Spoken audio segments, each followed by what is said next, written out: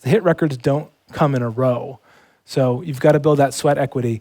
A lot of the tips that I do, the quick tips, there are no silver bullets. There's some tips that'll be game changers for people, but they're really just about reducing the friction. These are grease for the cogs. And grease is valuable, and reducing that friction is really important so that you stay motivated, you stay happy, that it stays a fun process, and that you stay in love with making music. But you've got to do the work and not be precious. So it's still my thing to every day do a draft, two drafts a day. Don't be precious. You're going to throw out a lot of work. A lot of work's not going to get released.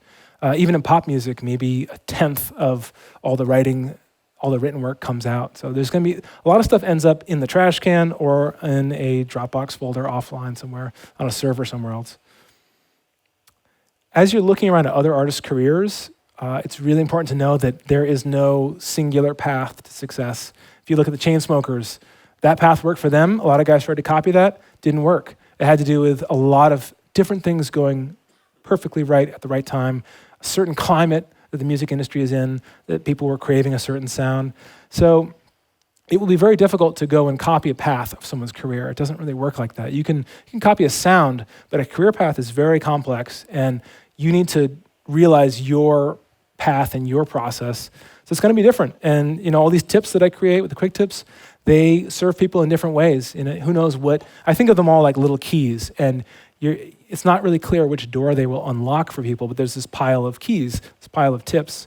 So everyone has a different path and a different sequence, and it's always a moving target. So you will have to keep changing and recultivating your tastes over time.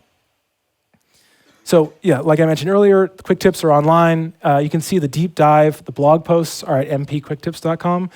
I've written very long, in-depth posts talking about the creative process, talking about maintenance, so all over the map. It's really important, don't hide from your work. You've got to, I love this book called Chop Wood, Carry Water. It's really doing almost this monk-like tasks every day and loving those tasks, because that will lead to those eureka moments later on. It's so easy to get caught in those moments of genius, but it's really the mundane stuff is the cannon fodder that's going to get you there, and those little steps along the way. So you've got to embrace that and fall in love with the process, not the outcome or the benefits. So I see guys that get into DJing and they want to be millionaires, but that's the wrong approach. You've got to love what you do, and money will chase you. If you go into it for fame, it's not going to last. It's not going to be sustainable. So you don't want to do the boom splat.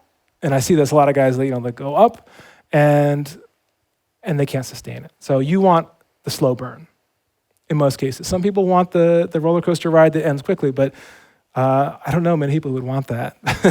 But you want something sustainable that's going to last, that you can pay your mortgage with. So for me, having done this so long, it's really important. I have to kind of retrain myself, recultivate my taste for what's good, love what's happening in pop music. Even though there's stuff I hate, I find the stuff I love. I find that little thumbnail, the little overlap in that Venn diagram where I'm like, ooh, I love that hip hop song, but I don't like the other one that's #1 on Spotify. Aim there and don't worry about the other stuff. It'll take care of itself.